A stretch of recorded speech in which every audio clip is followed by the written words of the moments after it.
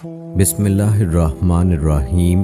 السلام علیکم ناظرین کرام، عرش کتنا بڑا ہے؟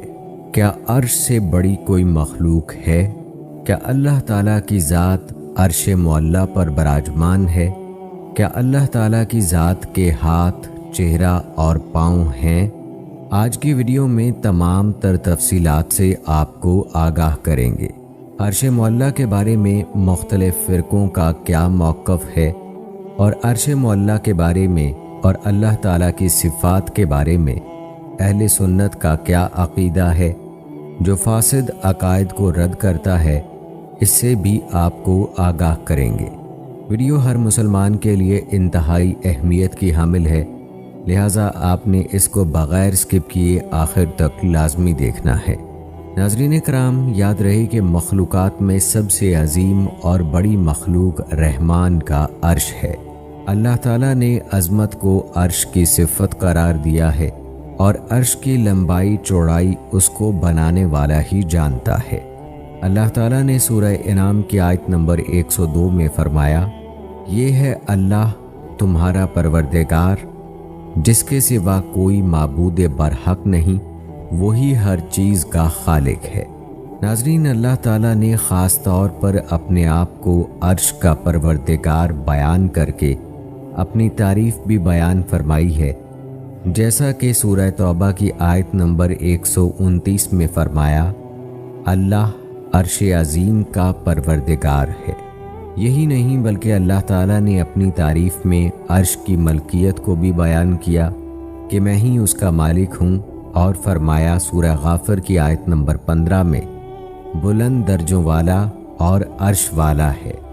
اس آیت کی تفسیر میں ابن کثیر رحمہ اللہ کہتے ہیں، اللہ تعالیٰ عرش عظیم کا مالک ہے جو کہ تمام مخلوقات سے بلند و بالا ہے۔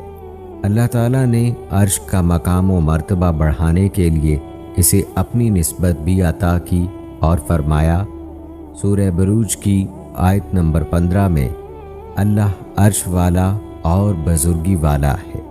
ناظرین کرام، جہاں تک سوال ہے کہ اللہ تعالیٰ نے عرش کو کب تخلیق کیا تھا، تو یاد رہے کہ اللہ تعالیٰ نے اسے آسمانوں اور زمین کی تخلیق سے پیدا کیا تھا، جیسا کہ سورہ ہود کی آیت نمبر 7 میں ارشاد باری تعالیٰ ہے، وہی تو ہے جس نے آسمانوں اور زمین کو 6 دنوں میں پیدا کیا، اور اس وقت اس کا عرش پانی پر تھا، تاکہ تمہیں آزمائے کہ تم میں سے کون اچھے عمل کرتا ہے۔ آپ صلی اللہ علیہ وآلہ وسلم کا فرمان ہے، اللہ تعالیٰ موجود تھا، اس سے پہلے کوئی چیز نہیں تھی، اللہ کا عرش پانی پر تھا، پھر اللہ تعالیٰ نے آسمانوں اور زمین کو پیدا فرمایا، اور ذکر یعنی لوح محفوظ میں ہر چیز لکھ دی۔ ناظرین کرام، کہتے ہیں اللہ تعالیٰ نے قلم کو جس وقت پیدا فرمایا تو سب سے پہلے اسے تقدیریں لکھنے کا حکم دیا۔ عرش اس سے بھی پہلے پیدا ہو چکا تھا۔ نبی اکرم صلی اللہ علیہ وآلہ وسلم کا فرمان ہے، اللہ تعالیٰ نے آسمانوں اور زمین کی تخلیق سے 50,000 سال پہلے تمام مخلوقات کی تقدیریں لکھ دی تھیں، اور اس وقت اللہ کا عرش پانی پر تھا۔ ناظرین کرام، یاد رہے کہ عرش غیبی چیز ہے، یعنی ہم اسے دنیا میں نہیں دیکھ سکتے، تاہم اللہ تعالیٰ نے ہمیں اس کی کچھ صفات کے بارے میں بتلایا ہے تاکہ اللہ پر ایمان پختہ ہو، اور یہ بات بھی ذہن میں محکم ہو جائے کہ اللہ تعالیٰ اپنی مخلوق سے بلند ہے۔ روایات بتاتی ہیں کہ عرش الہی پورے جہان پر کعبے کی طرح ہے۔ نبی اکرم صلی اللہ علیہ وآلہ وسلم نے عرش کو ایسے ہی بیان کیا اور فرمایا، بے شک اللہ کا عرش آسمانوں کے اوپر ایسے ہے۔ آپ صلی اللہ علیہ وآلہ وسلم نے اپنی انگلیوں کے ساتھ کعبے کی طرح کا اشارہ فرمایا۔ ناظرین، یاد رہے کہ عرش کے پائے اور پہلو بھی ہیں، جیسا کہ آپ صلی اللہ علیہ وآلہ وسلم کا فرمان ہے، لوگ قیامت کے دن مدہوش ہوں گے، اور سب سے پہلے مجھ سے زمین پھٹے گی، لیکن پھر بھی موسیٰ عرش کا ایک پایا تھامے ہوئے مجھ سے پہلے کھڑے ہوں گے۔ اب معلوم نہیں کہ وہ بھی مدہوش ہوئے تھے یہ پہلے دنیا میں تجلی کے وقت آنے والی بے ہوشی کی وجہ سے حساب برابر ہو گیا۔ اسی حدیث میں یہ الفاظ بھی ہیں کہ موسیٰ عرش کے پہلو کو پکڑے ہوئے ہوں گے۔ یہ الفاظ صرف بخاری شریف میں ہیں۔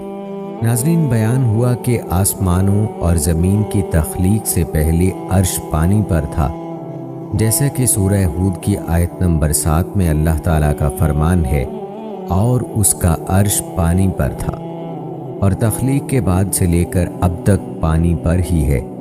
اس حوالے سے آپ صلی اللہ علیہ وآلہ وسلم کا فرمان ہے، اللہ کا عرش پانی پر ہے اور اللہ عرش کے اوپر ہے، اس کے لیے تمہارا کوئی عمل پوشیدہ نہیں۔ ناظرین، یاد رہے کہ عرش سب سے اعلیٰ اور بلند مخلوق ہے، وہ تمام مخلوقات کے لیے چھت بھی ہے۔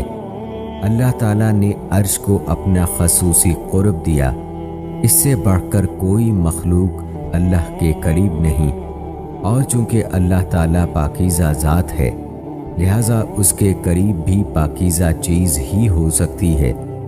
اللہ تعالیٰ نے عرش کو پیدا فرما کر اسے اپنی تمام مخلوقات سے امتیازی بلندی عطا فرمائی ہے۔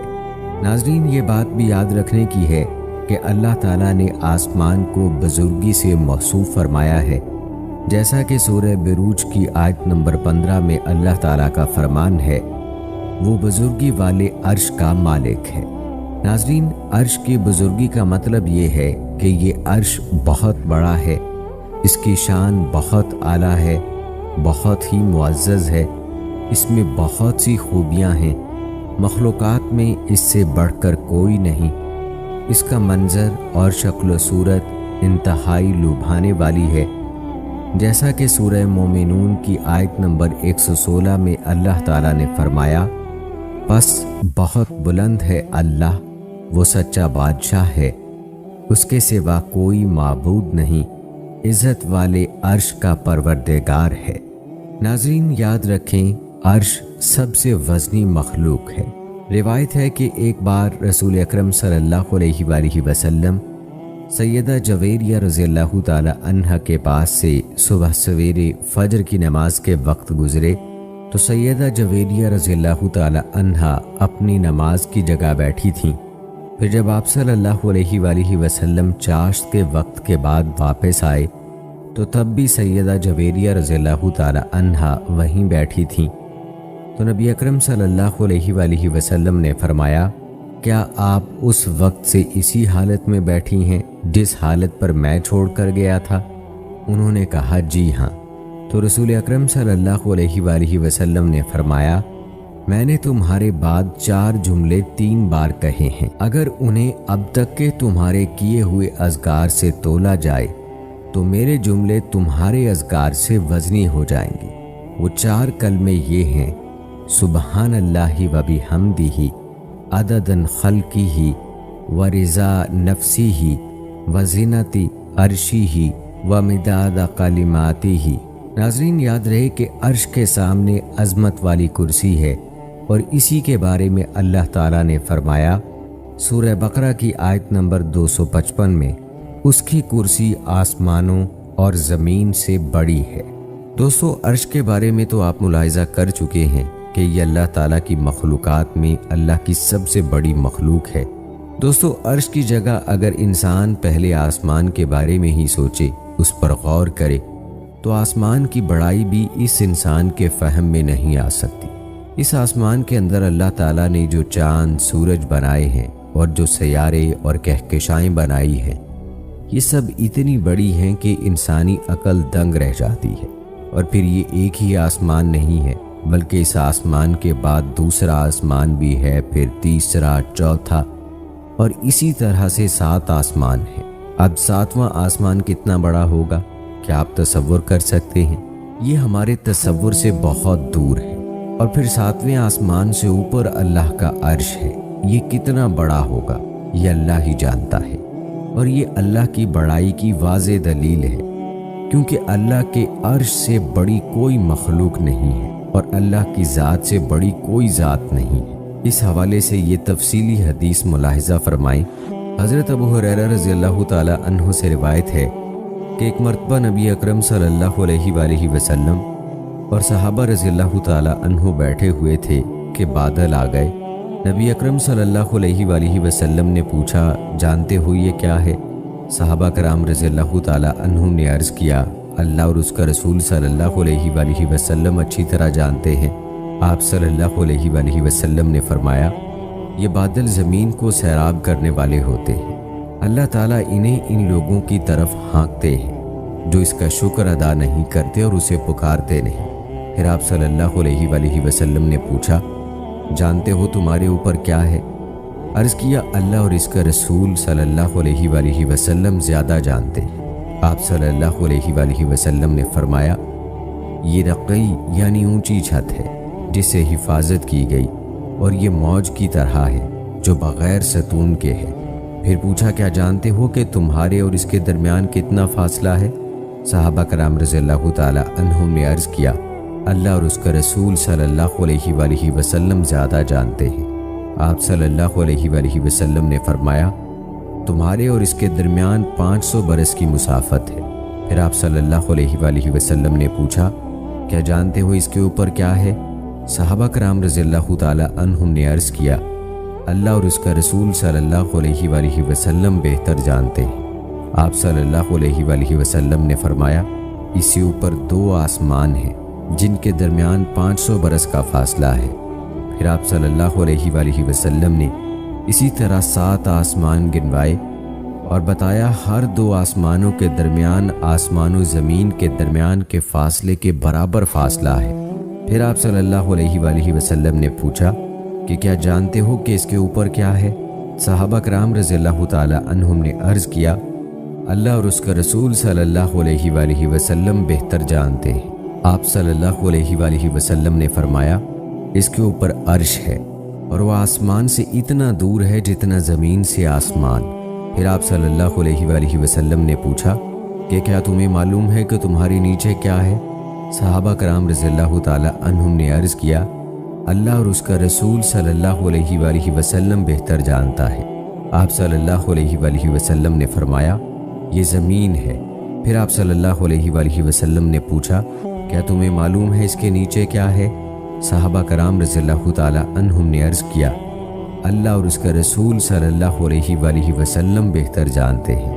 آپ صلی اللہ علیہ وآلہ وسلم نے فرمایا، اس کے نیچے دوسری زمین ہے، پہلی زمین اور دوسری زمین کے درمیان 500 برس کی مسافت ہے۔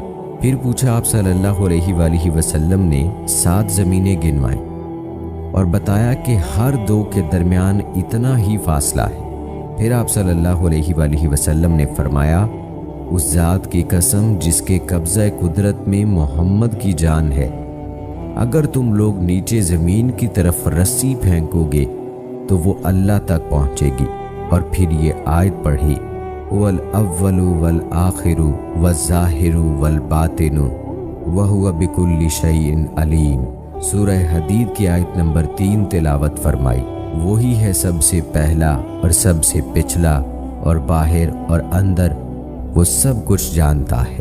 دوستو، ابن قیم رحمۃ اللہ علیہ کہتے ہیں، اللہ تعالیٰ کے مخلوق سے بلند ہونے کے متعلق 1000 سے زائد دلائل ہیں۔ اللہ تعالیٰ اپنی شایان شان کیفیت کے ساتھ عرش پر مستوی ہے، اور یہ عظیم ترین مخلوق یعنی عرش پر خاص علو ہے۔ سورۃ طٰہٰ میں اللہ تعالیٰ ارشاد فرماتے ہیں، رحمان عرش پر مستوی ہے۔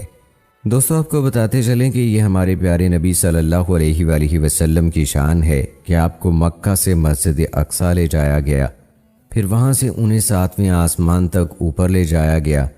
آپ صلی اللہ علیہ وآلہ وسلم نے محرر فرشتوں کے قدموں کے چلنے کی آواز بھی سنی، اور پھر اللہ تعالیٰ نے اپنے پیارے حبیب صلی اللہ علیہ وآلہ وسلم کو سدرۃ المنتہا پر بلایا اور اپنی ملاقات سے مشرف فرمایا۔ یاد رہے کہ اللہ تعالیٰ نے مسجد اقصیٰ کا مقام و مرتبہ واضح کرنے کی غرض سے نبی اکرم صلی اللہ علیہ وآلہ وسلم کے اسراء کے لیے اسے منتخب فرمایا۔ وہیں سے آپ کا سفر معراج شروع ہوا۔ مسجد اقصیٰ کو انبیاء کرام نے بنایا ہے۔ یہ قبلہ اول اور مسجد حرام کے بعد بنائی جانے والی دنیا کی دوسری مسجد ہے۔ نیز مسجد اقصیٰ ان 3 مساجد میں سے ایک ہے جن کی جانب ثواب کی نیت سے رخت سفر باندھ سکتے ہیں۔ یہیں پر نبی اکرم صلی اللہ علیہ وآلہ وسلم نے انبیاء کرام اور رسولوں کی امامت کرواتے ہوئے نماز پڑھائی۔ اللہ تعالیٰ نے اس مسجد میں اور اس کے ارد گرد خطے کو بابرکت بنایا ہے، جیسا کہ ارشاد باری تعالیٰ ہے۔ سورہ الاسراء میں اللہ تعالیٰ ارشاد فرماتے ہیں، مسجد اقصی جس کے آس پاس ہم نے برکت فرمائی۔ دوستو، روایات بتاتی ہیں کہ بیت المقدس اور اس کے آس پاس کے علاقے کی جانب لوگ محشر کے لیے جمع ہوں گے۔ دوستو، آپ کو بتاتے چلیں کہ عرش معلیٰ کے تذکرے کے ساتھ اس صفات متشابہات کی بحث بھی کی جاتی ہے۔ صفات متشابہات کے بارے میں مختلف مسلک کیا کہتے ہیں، آئیے اس بارے میں آپ کو بتاتے ہیں۔ دوستو، ثم استوی الی السماء کے ذیل میں بعض علماء نے صفات مشتبہات کی بحث چھیڑی ہے۔ ثم استوی علی العرش کے بارے میں اہل سنت والجماعت کا اجتماع اور اتفاقی عقیدہ ہے کہ ذات باری تعالیٰ زمان و مکان کی حدود سے اور سمت و جہت کی قیود سے پاک اور منزہ ہے۔ وہ لامحدود و لامحدود، وہ عرش کا محتاج ہے نہ فرش کا۔ عرش و کرسی کے وجود میں آنے سے پہلے وہ جس شان میں تھا اب بھی اسی شان میں ہے۔ البتہ جہاں تک بحث قرآن و حدیث کے ان الفاظ کے متعلق ہے جو اللہ تعالیٰ کے لیے عرش پر قرار پکڑنے کے بارے میں ہے، اور چہرہ اور ہاتھ اور آنکھ اور پنڈلی کا، جن کا تذکرہ مختلف آیات میں ہوا ہے، جیسا کہ چہرے کا ذکر سورہ رحمان میں ہے، ہاتھ کا ذکر سورہ فتح میں، آنکھ کا ذکر سورہ طٰہٰ میں اور پنڈلی کا ذکر سورہ قلم میں یوں ہوا ہے۔ یاد رہے کہ انہیں اسلاف نے صفات متشابہات قرار دے دیا ہے، کیونکہ اگر انہیں حقیقی معنوں پر محمول کیا جائے تو تجسیم و تشبیہ کی راہیں کھلتی ہیں، اور اگر صرف تنزیہ و تجرید کے تقاضے ملحوظ رکھے جائیں تو انکار صفات کے پہلو نکلتے ہیں۔ دوستو، آپ کو بتاتے چلیں کہ فرقہ مجسمہ اور مشبہہ نے تو ان صفات کے حقیقی معنی مراد لے کر تجسیم و تشبیہ کے تمام منزلیں طے کر ڈالی ہیں، اور برملا یہ دعویٰ کر دیا ہے کہ اللہ تعالیٰ بھی اس طرح ہاتھ پاؤں رکھتے ہیں جس طرح ایک مخلوق رکھتی ہے، اور آسمان و زمین کی تخلیق کے بعد اسی طرح عرش پر بیٹھے ہیں جس طرح ایک بادشاہ ملکی امور کی انجام دہی کے بعد تخت شاہی پر فروکش ہوتا ہے۔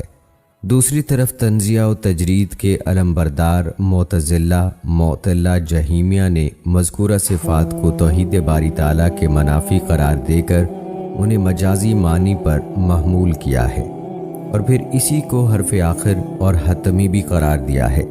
دوستو، افراط تفرید کی اس کشمکش میں اہل سنت والجماعت ہی ایسا گروہ ہے جو اعتدال کی راہ پر گامزن رہا ہے اور سلف صالحین کے نقش قدم پر چل کر تعبیر و تشریح کے اس پیچیدہ مقام سے باسلامت گزر گیا اور اس پر قائم ہے۔ دوستو، اہل سنت والجماعت کا مسلک کیا ہے اور اس حوالے سے متقدمین سلف صالحین کا موقف کیا ہے، آئیے آپ کو بتاتے ہیں۔ دوستو، متقدمین سلف صالحین کا مسلک یہ ہے کہ جو صفات متشابہات قرآن و حدیث اور اجماع امت سے ثابت ہیں، ان کے متعلق بس اتنا ہی جان لینا کافی ہے کہ جو لفظ صفت باری پر دلالت کے نہ ہیں اس کی نسبت اللہ تعالیٰ کی طرف ثابت ہے۔ اس لفظ سے اس کا ظاہری اور حقیقی معنی ہرگز مراد نہیں، اور نیز ذات باری تعالیٰ مخلوق کی متشابہات سے پاک ہے۔ دوستو، یہی اہل سنت کا مسلمہ موقف ہے جس پر چند دلائل پیش خدمت ہیں۔ امام مالک رحمۃ اللہ علیہ کی مجلس میں ایک شخص نے الرحمن العرش الاستوا کی تلاوت کر کے یہی سوال اٹھایا کہ اللہ تعالیٰ کا استوا کیسا ہے۔ امام مالک رحمۃ اللہ علیہ نے ایک لمحہ سوچ کر ارشاد فرمایا، یہ استوا ایسا ہی ہے جیسا اللہ تعالیٰ نے آیت کریمہ میں اپنے بارے میں بیان فرما دیا ہے۔ الرحمن یعنی صرف صفت استوی کی نسبت باری تعالیٰ کے لیے ثابت ہے، اس کی کوئی کیفیت نہیں، کیونکہ یہ جسم کی خصوصیت ہے، اس لیے یہاں کیفیت کا سوال ہی پیدا نہیں ہوتا۔ امام مالک رحمۃ اللہ علیہ نے اپنے جواب میں اہل سنت والجماعت کے موقف کی ترجمانی فرمائی ہے کہ استوی باری تعالیٰ کی متشابہ المانی صفت ہے، لہٰذا صفت استوا کی نسبت باری تعالیٰ کے لیے ثابت کر کے اس کے معنی و مراد پر لب کشائی سے گریز کرنا چاہیے۔ یہی وجہ ہے اہل سنت استوی کی تشریح ما یلیق بیانی ایسا استوی جو اس کے شایان شان ہے سے کر دیتے ہیں۔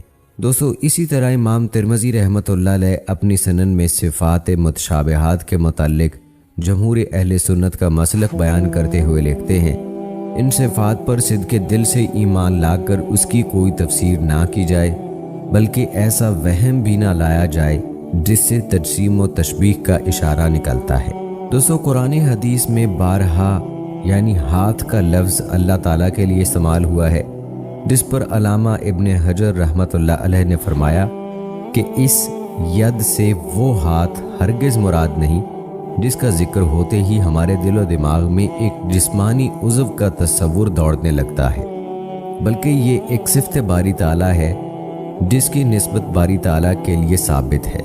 لہٰذا اس صفت پر ایمان لا کر توقف اختیار کرنا چاہیے، کیونکہ یہی اہل سنت والجماعت کا مسلک ہے۔ دوستو علامہ ابن حجر رحمۃ اللہ علیہ نے صفات متشابہات کے متعلق واضح فرما دیا ہے کہ یہ متشابہ المانی صفت ہے، لہٰذا اس کی تلاوت پر اکتفا کر کے اس کے معنی و مراد کے درپے نہیں ہونا چاہیے۔ علامہ بہقی رحمۃ اللہ علیہ نے امام محمد بن الحسن شیبانی رحمۃ اللہ علیہ اور سفیان بن عینیہ رحمۃ اللہ علیہ کا یہ قول نقل کیا ہے کہ کسی شخص کے لیے یہ روا نہیں کہ صفات متشابہات کی تفسیر عربی یا عجمی زبان میں کرتا پھرے، ان الفاظ کو پڑھ کر ان سے گزر جانا ہی بس ان کی تفسیر ہے۔ دوستو بیان کیے گئے دلائل سے متقدمین سلف صالحین کا موقف روز روشن کی طرح عیاں ہو گیا کہ یہ صفات متشابہ المانی ہیں، ان کے ظاہری معنی مراد لینا کسی طرح درست نہیں۔ البتہ آپ کو بتاتے چلیں کہ متقدمین کے مسلک پر کچھ شبہات اٹھائے گئے ہیں، آئیے آپ کو ان شبہات اور ان کے جوابات بھی بتاتے ہیں تاکہ آپ کسی کے اٹھائے جانے والے سوالات کا جواب آسانی سے دے سکیں۔ پہلا شبہ یہ اٹھایا گیا کہ اگر صفات متشابہات استوی، ید، وجہ وغیرہ کے ظاہری معنی اس لیے مراد نہیں لیے جا سکتے کہ اس سے جسمانیت کے پہلو سامنے آتے ہیں، تو پھر محکم صفات علم، قدرت، حیات وغیرہ کا تصور بھی تو جسمانیت کے بغیر نہیں ہو سکتا، انہیں بھی متشابہات قرار دیا جائے۔ دوستو اس کا جواب یہ ہے کہ اس شبے کی یہ بنیاد ہی غلط ہے کہ محکم صفات علم، قدرت، حیات کا تصور جسم کے بغیر نہیں ہو سکتا، کیونکہ ان صفات کا اطلاق جب باری تعالیٰ پر کیا جاتا ہے تو اس کی اولین دلالت جسم پر نہیں ہوتی، بلکہ ان الفاظ کے کانوں میں پڑتے ہی جو معنی اخذ ہوتے ہیں اس میں تنزیہ و تجرید کے تقاضے پوری طرح جلوہ گر ہوتے ہیں اور دل و دماغ کے کسی گوشے میں جسم کا تصور نہیں ابھرتا، برخلاف صفات متشابہات استوایت وجہ کے ان الفاظ کی اولین دلالت ہی جسمانیت پر ہوتی ہے۔ ان کے ظاہری معنی مراد لینے کے بعد جسمانی لوازم کو وہم و خیال سے دور نہیں رکھا جا سکتا، لہٰذا اگر متشابہات اور محکمات میں یہ فرق ملحوظ رکھا جائے تو اشکال پیدا ہی نہ ہو۔ دوسرا شبہ یہ بیان کیا جاتا ہے کہ اگر متشابہات کے معنی مراد کا علم صرف اللہ تبارک و تعالیٰ کو ہے تو پھر ان کو قرآن کریم میں ذکر کرنے کا کیا فائدہ ہے؟ تو اس کا جواب یہ ہے کہ اگرچہ ہمیں صفات متشابہات کے معنی و مراد کا علم نہیں، لیکن ان پر ایمان لانا بھی باعث نجات اور ثواب ہے۔ علاوہ ازیں اس کی تلاوت کے بھی معنوی فوائد اور برکات ہیں، اگرچہ ان تک ہماری رسائی نہیں ہے۔ دوستو جہاں تک متاخرین سلف صالحین کے مسلک کی بات ہے تو ان کا مسلک یہ ہے کہ صفات متشابہات کے ایسے مجازی معنی بیان کیے جا سکتے ہیں جو اللہ تبارک و تعالیٰ کے شایان شان ہوں، بشرط یہ کہ اس لفظ کے اندر مجازی معنی مراد لینے کی گنجائش ہو، نیز اس مجازی معنی کو احتمال تفسیر کے درجے میں رکھا جائے، انہیں قطعی اور یقینی نہ کہا جائے۔ لہٰذا ید سے قدرت، وجہ سے ذات اور استوا سے استیلا یعنی غلبہ مراد لیا جا سکتا ہے۔ چونکہ متاخرین کے زمانے میں کئی فرقہائے باطلہ رواج پذیر ہو کر امت مسلمہ کی وحدت فکر کو پارا پارا کرنے میں مصروف کار تھے، جن میں سر فہرست مجسمہ اور مشبہ ایسے فرقے تھے جو صفات سے متشابہات کے ظاہری الفاظ کا سہارا لے کر اللہ تعالیٰ کے لیے مخلوق کی طرح ہاتھ، پاؤں، چہرہ، پنڈلی وغیرہ ثابت کرتے تھے۔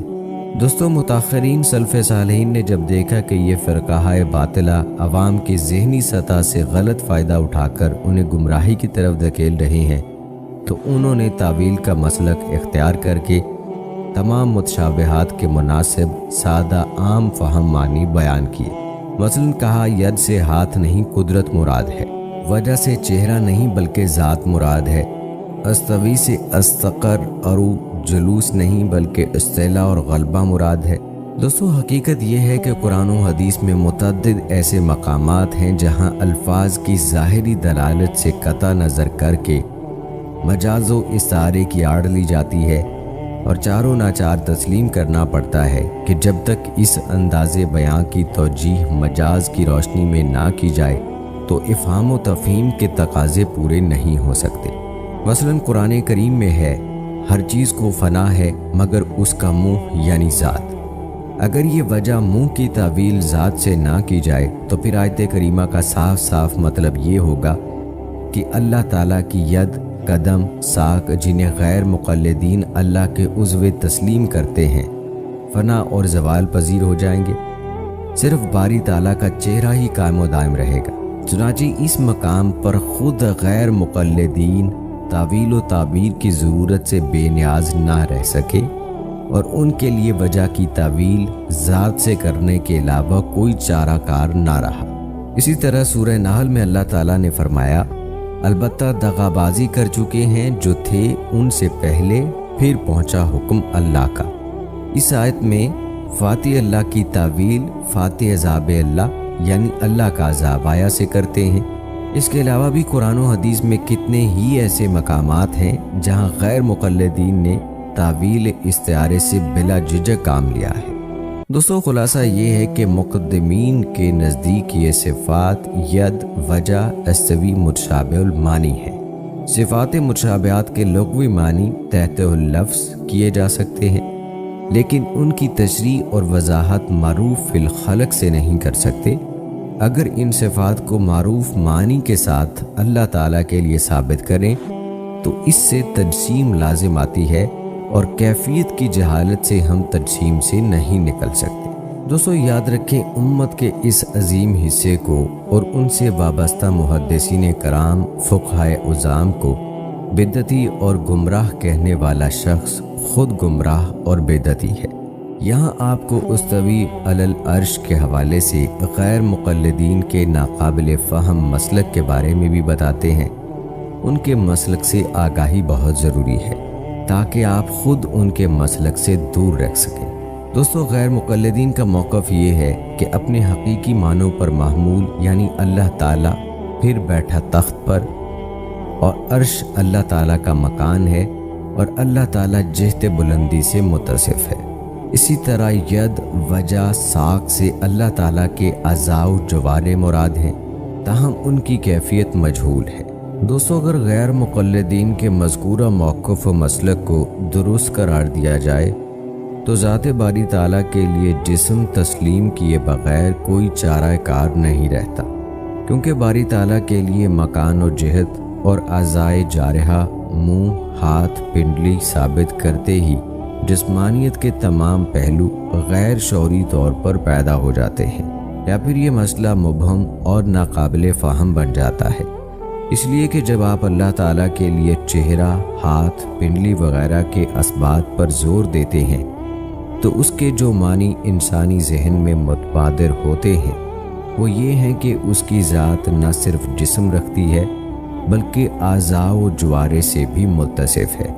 لیکن پھر جب آپ کہتے ہیں ان اعضاء و جوارح کی کیفیت مجہول ہے، اس کا ہاتھ ہمارے ہاتھ کے مانند نہیں، اس کا چہرہ ہمارے چہرے کی طرح نہیں، تو پھر فیصلہ کن سوال پر یہ پیدا ہوتا ہے کہ اس نفی کا اطلاق کس سے متعلق ہے؟ کیا اس کا مطلب یہ ہے کہ وہ چہرے، ہاتھ، پنڈلی وغیرہ کے مدلات ہی سے متصف نہیں، یا یہ کہ وہ ایک نوع کے اعضائے جارحہ تو رکھتا ہے مگر یہ اعضائے جارحہ تمام ذی اعضاء حیوانات سے مختلف ہیں؟ اگر پہلی صورت صحیح ہے تو اس کا مطلب یہ ہے کہ آپ الفاظ کے ہیر پھیر میں سرگرداں اور کسی نتیجے تک پہنچنے سے قاصر ہیں، کیونکہ ایک چیز ثابت کر کے پھر اس کی نفی کر دینے سے کوئی واضح مفہوم سامنے نہیں آتا۔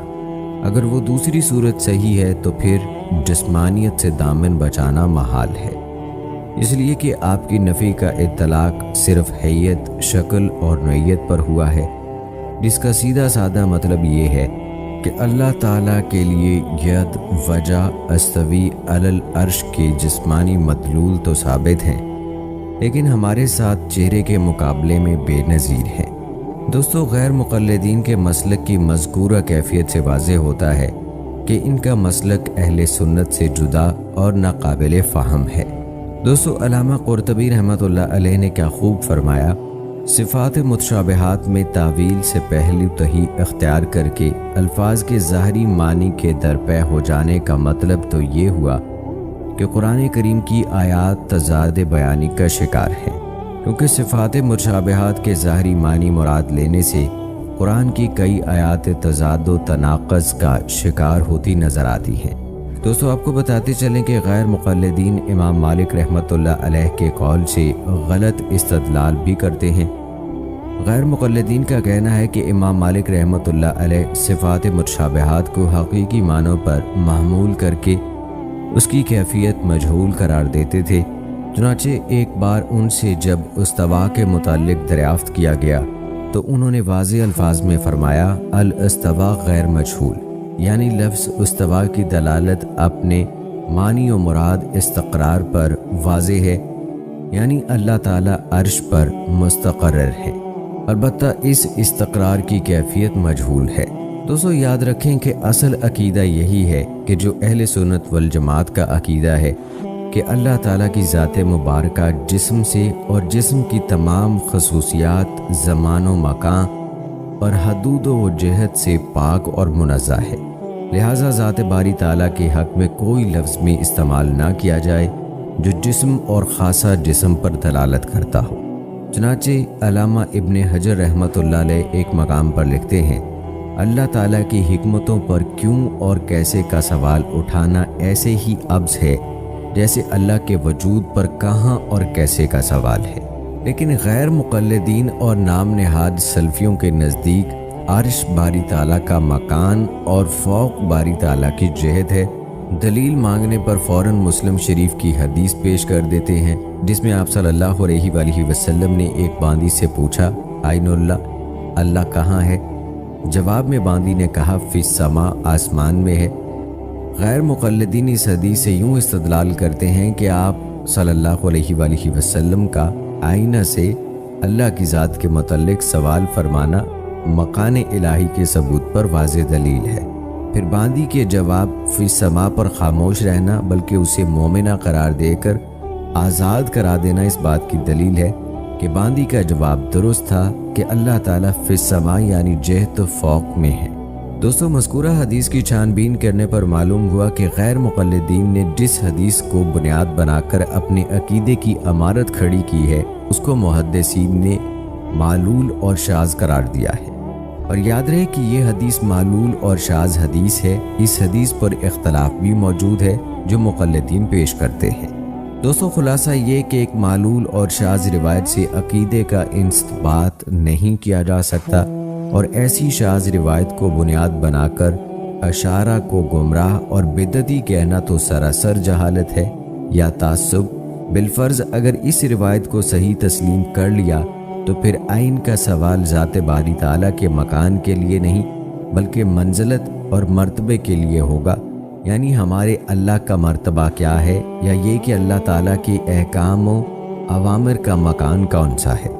دوستو، یہ تھا تذکرہ چند فرقوں کا جو عرش اور اللہ تعالیٰ کے صفات کے متشابہات کے حوالے سے تھا۔ یاد رہے کہ اللہ کی ذات میں زیادہ غور نہیں کرنا چاہیے بلکہ اللہ تعالیٰ کی صفات میں تدبر کرنا چاہیے کہ جن سے اللہ کی بڑائی معلوم ہوتی ہے۔ بجائے اس کے کہ انسان اس پر بحث کرے کہ اللہ تعالیٰ کے ہاتھ پاؤں ہیں، تو انسان یہ سوچے کہ عرش معلیٰ جیسی عظیم مخلوق کو تخلیق کرنے والی ذات کتنی عظیم ہوگی۔ دوستو، عام انسانوں کے لیے بہتر یہی ہے کہ وہ اس طرح کے مسائل میں نہ الجھیں، البتہ ان کا مناسب علم ہونا ضروری ہے تاکہ خود کو گمراہی سے بچا سکیں۔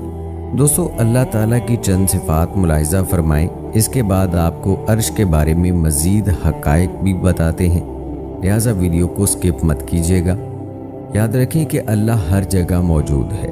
حق تعالیٰ جل شانہ تمام نقائص اور عیوب سے اور حدوث کے نشانوں سے اور مخلوقات کے مشابہت سے اور مماثلت سے پاک اور منزہ ہے، اور وہ خداوند بے مثل و مانند ہے، جوہر اور عرض ہونے سے مبرہ اور صورت اور شکل و جسم اور جسمانیت سے معرہ ہے، اور جواہر و اجسام اور آراز کے صفات اور لوازم سے مبرہ ہے، بے مثل اور بے چوں چگوں ہے، کوئی شے اس کے مثل اور برابر نہیں، اس لیے کہ اللہ تعالیٰ قدیم اور ازلی ہے، تو ممکن اور حادث کے مشابہ کیسے ہو سکتا ہے؟ اگر بالفرض خدا کا مخلوق کے مشابہ ہونا جائز ہو تو پھر مخلوق کے احکام کا خالق پر جاری ہونا بھی ممکن ہوگا۔ الغرض نہ خدا مخلوق کے مشابہ ہے اور نہ مخلوق خدا کے مشابہ ہے۔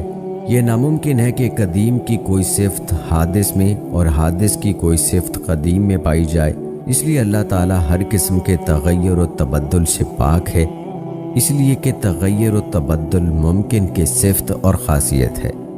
دوستو، اللہ تعالیٰ نہ جسم ہے اور نہ جوہر ہے اور نہ عرض ہے، وہ ان سب چیزوں سے پاک اور منزہ ہے۔ جسم تو اس لیے نہیں کہ جسم بہت سے اجزاء سے مرکب ہوتا ہے، اور جب مرکب ہوتا ہے اس کی تحلیل اور تفریق اور تقسیم بھی ممکن ہوتی ہے، اور ترکیب و تحلیل اور تفریق و تقسیم اللہ تعالیٰ کی بارگاہ سے بہت دور ہے۔ نیز جو چیز اجزاء سے مل کر بنتی ہے، اول تو وہ اپنی ترکیب میں اجزاء کی محتاج ہوتی ہے، اور احتیاج اور خدائی کا جمع ہونا عقلاً محال ہے، اور پھر مرکب اپنی بقا میں اجزاء کا محتاج ہوتا ہے، اور اللہ احتیاج سے منزہ ہے۔ دوستو، اللہ کی یہ صفت ہے کہ اس کے لیے باپ اور بیٹا ہونا محال اور ناممکن ہے۔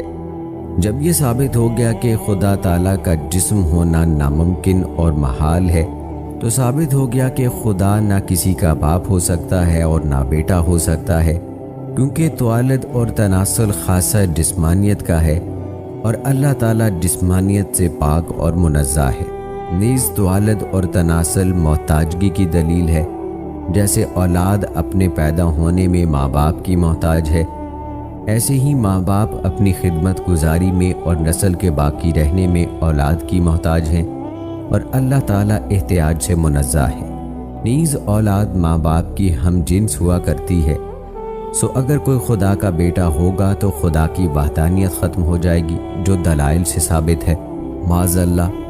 یاد رہے کہ اللہ تعالیٰ کی کوئی صورت اور شکل نہیں، اس لیے کہ صورت اور شکل تو جسم کی ہوتی ہے، اور اللہ تعالیٰ تو صورتوں اور شکلوں کا خالق ہے۔ جس چیز کے لیے صورت اور شکل ہوتی ہے وہ محدود اور متناہی ہوتی ہے، اور اللہ تعالیٰ میں کوئی تغیر و تبدل نہیں، اور خدا کے لیے کوئی حد اور نہایت نہیں۔ دوستو، اللہ تعالیٰ کے لیے کوئی مکان اور زمان اور جہت اور سمت نہیں، کیونکہ وہ غیر محدود ہے، اور مکان اور جہت محدود کے لیے ہوتے ہیں، اور مکان اور زمان مکین کو احاطہ کیے ہوئے اور گھیرے ہوئے ہوتے ہیں، اور اللہ تعالیٰ ہی سب کو محیط ہے۔ زمین و زمان اور کون و مکان سے اسی کے مخلوق ہیں، اور اس کے احاطے قدرت میں ہے۔ اس کی ہستی سمت اور جہت اور مکان اور زمان کی حدود اور قیود سے پاک ہیں، لہٰذا اللہ تعالیٰ کے متعلق یہ سوال نہیں ہو سکتا کہ وہ کہاں ہے اور کب سے ہے، اس لیے کہ وہ مکان اور زمان سب سے سابق اور مقدم ہے۔ مکان اور زمان سب اسی کی مخلوق ہے، وہ تو لا مکان اور لازمان ہے۔ اسی کی ہستی مکان اور زمان پر موقوف نہیں، بلکہ زمان اور مکان کی ہستی اس کے ارادے پر موقوف ہے۔ دوستو، خدا تعالیٰ اس سے منزہ ہے کہ وہ عرش پر یا کسی جسم پر مطمئن اور مستقر ہو، جس طرح بادشاہ کو یہ کہا جا سکتا ہے کہ بادشاہ تخت پر بیٹھا ہوا ہے، اللہ تعالیٰ کی نسبت ایسا کہنا جائز نہیں، اس لیے کہ اللہ تعالیٰ کوئی مقداری نہیں، کیونکہ کسی جسم پر وہی چیز متمکن ہو سکتی ہے کہ جو ذی مقدار ہو، اور اس سے بڑی ہو یا چھوٹی ہو یا اس کے برابر ہو، اور یہ کمی بیشی بارگاہ خداوندی میں محال ہے۔ دوستو، یہاں آپ کو ایک دلچسپ واقعہ بتاتے ہیں جو اس سوال سے جڑا ہے کہ کیا عرش خدا سے بڑا ہے۔ یہ واقعہ ایک مناظرے کے حوالے سے ہے۔ کہتے ہیں رئیس المناظرین، متکلم اسلام، ترجمان اہل سنت حضرت مولانا محمد امین صفدر اوقاڑوی صاحب رحمۃ اللہ علیہ نے فرمایا کہ میں مکہ سے مدینہ جا رہا تھا، راستے میں غیر مقلدین شرارتیں کر رہے تھے، بس میں بیٹھے ہوئے ایک دوسرے کو کہہ رہے تھے کہ روضہ پاک کی زیارت کی نیت نہ کرنا، مسجد نبوی کی نیت کرنا۔ حضرت مولانا محمد امین صفدر اوقاڑوی صاحب رحمۃ اللہ علیہ نے فرمایا، یہ آپ کو گمراہ کر رہے ہیں، آپ روضہ پاک کی ہی نیت کریں، مسجد میں تو جانا ہی جانا ہے۔ وہ حضرت مولانا محمد امین صفدر اوقاڑوی صاحب رحمۃ اللہ علیہ کی طرف دیکھنے لگے۔ حضرت مولانا محمد امین صفدر اوقاڑوی صاحب رحمۃ اللہ علیہ نے فرمایا کہ لوگ مکہ سے مدینہ کیوں جاتے ہیں؟ 1 لاکھ کا ثواب چھوڑ کر 50,000 کا ثواب لینے کے لیے؟ یہ کوئی عقل مندی تو نہیں کہ اعلیٰ کو چھوڑ کر ادنا کو حاصل کیا جائے، وہ بھی اتنا لمبا سفر کر کے اور اتنے پیسے لگا کر؟ کہ اتنا نقصان کیوں کرتے ہیں؟ معلوم ہوا کہ وہاں کوئی ایسی چیز ضرور ہے جو بیت اللہ میں بھی نہیں ہے، جس کی شان بیت اللہ سے بھی بڑھ کر ہے۔ ہمارا یہی عقیدہ ہے کہ وہ خاک پاک جو جسد اطہر سے مس کر رہی ہے، وہ درجے میں عرش العظیم اور بیت اللہ دونوں سے بڑھ کر ہے۔ حضرت مولانا محمد امین صفدر اوقاڑوی صاحب رحمۃ اللہ علیہ نے فرمایا، کوئی یہ نہ سمجھے کہ خدا سے مصطفیٰ صلی اللہ علیہ وآلہ وسلم کے مکان کو بلند کر دیا ہے اس لیے کہ خدا لا مکان ہے۔ اگر خدا کا مکان ہوتا تو ہم سے مصطفیٰ صلی اللہ علیہ وآلہ وسلم کے مکان سے اعلیٰ سمجھتے، لیکن چونکہ خدا لا مکان ہے اس لیے جتنے مکان والے ہیں ان میں سب سے زیادہ شان مصطفیٰ صلی اللہ علیہ وآلہ وسلم کے مکان کی ہے۔ ایک غیر مقلد جلدی سے بولا، الرحمن علی العرش استویٰ، اللہ کا بھی مکان ہے، عرش اعظم۔ حضرت محمد امین صفدر اوقاڑوی صاحب رحمۃ اللہ علیہ نے جواب میں فرمایا، آپ کو مکان مقین کا معنی بھی آتا ہے؟ مکان ہمیشہ مقین سے بڑا ہوتا ہے، اسی لیے تو آدمی اس کے اندر بیٹھتا ہے۔ کیا عرش خدا تعالیٰ سے بڑا ہے اور وہ خدا کو گھیرے ہوئے ہے؟ تو اس نے کہا کہ بے شک عرش بڑا ہے۔ حضرت نے جواب میں فرمایا، پھر تو نماز کے شروع میں اللہ اکبر کیوں کہتا ہے، العرش اکبر کیوں نہیں کہتا؟ جب تو اللہ اکبر سے نماز شروع کرتا ہے پھر تو بڑا بے ایمان ہے کہ تجھے اللہ سے بھی بڑی چیز مل گئی ہے، پھر بھی تو اللہ اکبر ہی کہتا ہے۔ وہ شرمندہ ہو کر خاموش ہو گیا۔ دوستو، معلوم ہوا کہ عرش ایک عظیم بلند نورانی مخلوق ہے۔ عرش و کرسی پر ایمان لانا واجب ہے۔ جہاں تک سوال ہے کہ عرش کتنا بڑا ہے، عرش تمام مخلوقات میں سب سے بڑا ہے۔ اللہ پاک نے اسے 7ویں آسمان کے اوپر قائم کیا ہوا ہے۔ عرش جنت کے اوپر ہے، جیسا کہ نبی رحمت نبی کریم صلی اللہ علیہ وآلہ وسلم نے فرمایا، جب اللہ کریم سے مانگو تو جنت الفردوس مانگو کہ وہ اوسط بہشت اور اعلیٰ جنت ہے، اور اس کے اوپر عرش رحمان ہے، اور اسی سے جنت کی نہریں جاری ہوتی ہیں، یعنی جنت کی چھت عرش ہے۔ دوستو، جہاں تک سوال ہے کہ عرش کس چیز سے بنا ہے تو اس بارے میں مختلف اقوال ہیں۔ نمبر 1 نور سے بنا ہے، نمبر 2 صبر زبرجد سے بنا ہوا ہے، نمبر 3 سرخ یاقوت سے بنا ہے۔ امام ابراہیم یا جوری رحمۃ اللہ علیہ فرماتے ہیں، اس کی حقیقت کا قطعی علم نہیں ہے، اس لیے اس بارے میں حتمی رائے قائم کرنے سے خاموش رہنا بہتر ہے۔ اس کی حیت، شکل و صورت کے بارے میں تحقیق یہ ہے کہ عرش گول نہیں ہے بلکہ وہ گنبد نما ہے جو جنت کی چھت ہونے کے ساتھ تمام مخلوقات اور دنیا کے اوپر سایہ فگن ہے۔ اس کے 4 ستون ہیں۔ زمین و آسمان سے بھی پہلے حضرت سیدنا عبداللہ بن عباس رضی اللہ تعالی عنہ فرماتے ہیں، ہر معمار پہلے دیواریں بناتا ہے پھر ان پر چھت ڈالتا ہے، لیکن اللہ پاک نے پہلے چھت بنائی پھر دیواریں، کیونکہ اس نے زمین و آسمان کو بنانے سے پہلے عرش بنایا، پھر ہوا کو پیدا فرمایا، اس کے پر بنائے، ان پروں کی کثرت کو اللہ تعالیٰ ہی جانتا ہے، پھر ہوا کو حکم دیا کہ وہ پانی کو اٹھائے، اللہ تعالیٰ کا عرش پانی کے اوپر ہے جبکہ پانی ہوا پر ہے۔ اس کے بعد اللہ تعالیٰ نے عرش کو اٹھانے والے فرشتے کو پیدا فرمایا۔ اللہ تعالیٰ کو عرش و کرسی کی حاجت نہیں، بے شک وہ ان دونوں کے بنانے سے پہلے بھی تھا، حالانکہ اس وقت مکان بھی نہ تھا۔ دوستو، جہاں تک سوال ہے کہ زمین و آسمان سے پہلے عرش کہاں تھا، تو ہمارے پیارے نبی حضرت محمد صلی اللہ علیہ وآلہ وسلم نے ارشاد فرمایا، اللہ پاک نے زمین و آسمان پیدا کرنے سے 50,000 سال پہلے ہی مخلوق کی تقدیریں لکھ دی تھیں۔ اس وقت اللہ کریم کا عرش پانی پر تھا۔ دوستو، نبی کریم صلی اللہ علیہ وآلہ وسلم نے فرمایا، 3 چیزیں عرش سے لٹکی ہوئی ہیں۔ رشتہ داری، یہ کہتی ہے یا اللہ میں تیری وجہ ہی سے ہوں لہٰذا مجھے نہ توڑا جائے۔ نمبر 2، امانت، یہ کہتی ہے یا اللہ میں تیری وجہ سے ہی ہوں لہٰذا مجھ میں خیانت نہ کی جائے۔ اور نمبر 3، نعمت، کہتی ہے یا الہی میں تیری طرف سے ہوں لہٰذا میری ناشکری نہ کی جائے۔ دوستو، معلوم ہوا کہ عرش اللہ تعالیٰ کی تخلیق کا عظیم مظہر ہے۔ عرش کیسا ہے، عرش کی عظمت و جلالت کیا ہے، مکمل تفصیل آپ نے ملاحظہ کی ہے۔ آخر میں آپ کو قرآن و حدیث کی روشنی میں اللہ تعالیٰ کی صفت خالقیت کے بارے میں بتاتے ہیں۔ دوستو، اللہ تعالیٰ صفات جلال اور جمال سے موصوف ہے۔ اس کی ذات، اسماء، صفات اور افعال سبھی کامل ترین ہیں۔ اس کا کوئی ہم نام یا ہمسر نہیں، اس کی کوئی شبیہ یا اس کا کوئی ثانی نہیں، جیسا کہ فرمان باری تعالیٰ ہے، اس کی مثل کوئی نہیں ہے اور وہ سننے اور دیکھنے والا ہے۔ دوستو، اللہ تعالیٰ کے خصوصی ناموں میں سے خالق اور الخلاق ہیں۔ پیدا کرنا اللہ تعالیٰ کی صفت اور فعل ہے۔ یہ ایسی صفت ہے جو اللہ تعالیٰ کے سوا کسی اور کے لائق نہیں۔ اللہ تعالیٰ کا خالق ہونا واضح ترین علم ہے۔ اللہ تعالیٰ کا خالق ہونا ہر حقیقت کی بنیاد ہے، کیونکہ تمام کی تمام موجودات اسی کی ایجاد اور پیدا کرنے کی وجہ سے ہیں۔ وہی پیدا کرتا ہے اور جانتا ہے، اسی لیے تمام اقوام اس کے خالق ہونے کی قائل رہی ہیں۔ نیز اللہ تعالیٰ نے شرک و کفر کرنے والوں پر اسی صفت کو حجت بنایا اور فرمایا، کیا انہیں عدم سے وجود دیا گیا یا وہ اپنے آپ کو خود ہی پیدا کرنے والے ہیں؟ سیدنا جبیر بن مطعم رضی اللہ تعالیٰ عنہ کہتے ہیں، جب میں نے یہ آیات سنی تو قریب تھا کہ میرا دل ہوا ہو جاتا۔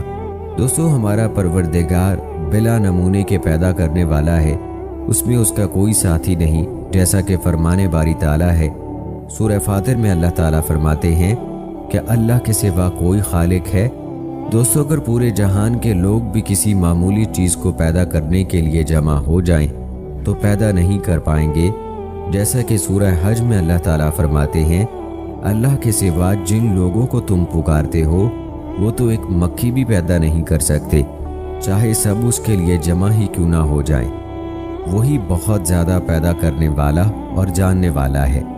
کسی بھی چیز کا وجود اسی کی تخلیق ہے، کیونکہ اللہ ہی ہر چیز کا خالق ہے۔ اس کی مخلوقات بہت زیادہ اور لامتناہی ہیں، تخلیق میں اس کا کوئی ثانی نہیں۔ سورہ مومنون میں اللہ تعالیٰ کا ارشاد ہے، اللہ برکتوں والا ہے اور وہ سب سے بہترین خالق ہے۔ وہ ازل سے اپنی مرضی کے ساتھ پیدا کرتا چلا آ رہا ہے، جو چاہتا ہے کہ کر گزرتا ہے، جو بھی پیدا کرتا ہے اسے کامل مہارت سے بناتا ہے، وہی پیدا کرتا ہے اور درست بناتا ہے، وہی صحیح تخمینہ لگاتا ہے اور ہدایت دیتا ہے۔ تمام مخلوقات اس کی تدبیر اور تخمینوں کا مظہر ہیں، جیسا کہ سورہ فرقان میں اللہ تعالیٰ نے فرمایا، اور اس نے ہر چیز کو پیدا کیا اور پھر اس کا صحیح تخمینہ بھی لگایا۔ ہر مخلوق کی تخلیق حکمت سے بھری ہوئی اور فضولیات سے مکمل طور پر پاک ہے، جیسا کہ سورہ مومنون میں اللہ تعالیٰ نے فرمایا، کیا تم نے یہ سمجھ لیا ہے کہ ہم نے تمہیں عبث پیدا کیا اور تمہیں ہماری طرف نہیں لوٹایا جائے گا؟ دوستو، یاد رہے کہ اللہ تعالیٰ کی تخلیق میں کوئی نہ کوئی حکمت ضرور ہے، جیسا کہ سورہ دخان میں اللہ تعالیٰ نے فرمایا، ہم نے آسمان، زمین اور ان کے مابین چیزوں کو کھیل کود میں پیدا نہیں کیا، ہم نے انہیں حقیقی مصلحت پر پیدا کیا ہے۔